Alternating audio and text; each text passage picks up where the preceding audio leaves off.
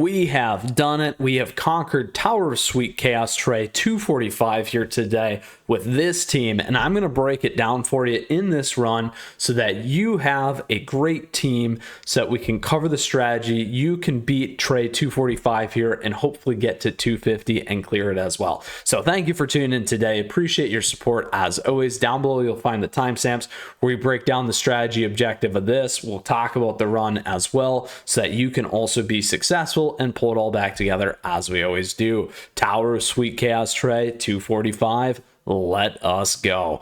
So here is the key to this success for this particular one. What you need to know is here's what's happening. First off, we got two enemies. We got Cherry Cookie and we have Fruit Pickin' Rivals. So Cherry Cookie is going to be the one in the front, and the picking rivals are in the back. They absolutely hammer your frontline team. So what I have found to work really well is two up front cookies here. These particular two have done a great job, and I'll cover that here in a second. There is not multiple waves on this particular run as well. There is just one boss and boss, mini bosses as we'll call it here.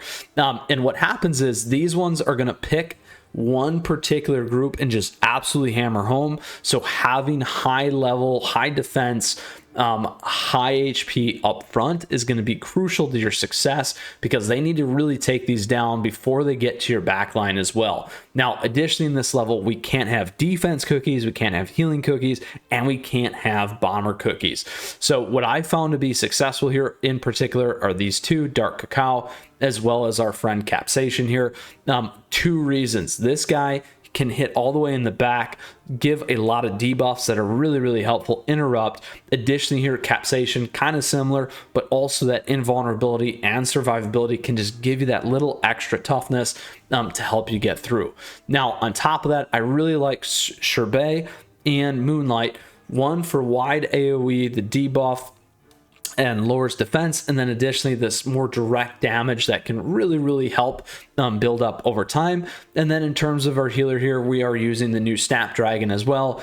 You could use Cotton. You could also think about using the BTS cookies as a substitute there because they are not a healing cookie. Now, in terms of our treasures here, here's what we got going on. We have our Old Pilgrim Scroll, we have Squishy Jelly Watch, and Gatekeeper's Horn. Some things that you could consider swapping in.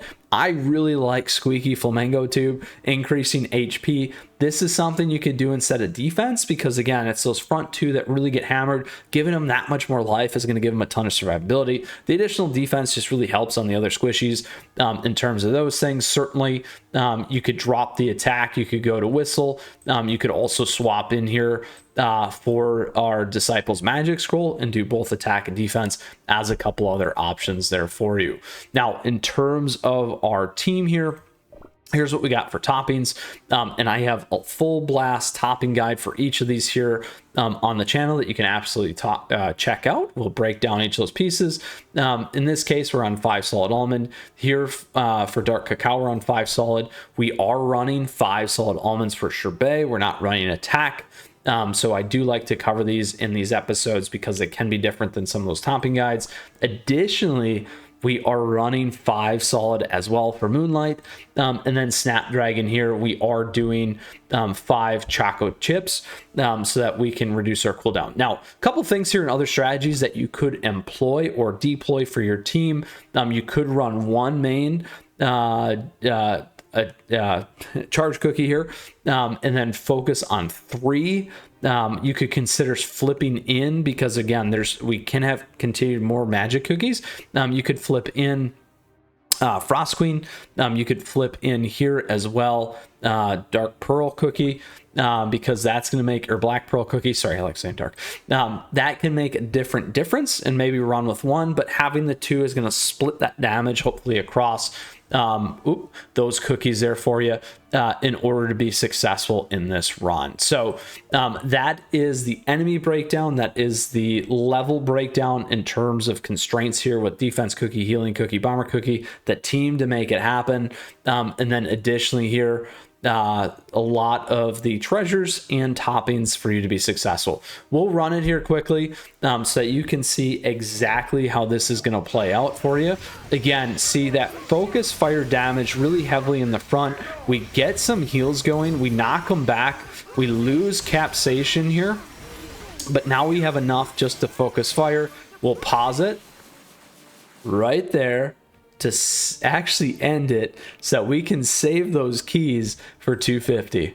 And we're going to take that defeat, but that is the map for you. I wanted to show that, and I wanted to be slightly, and technically I didn't beat it for you, slightly biased there for myself so that I can keep those keys so that we can keep on running up the chain here. So thank you for tuning in as always.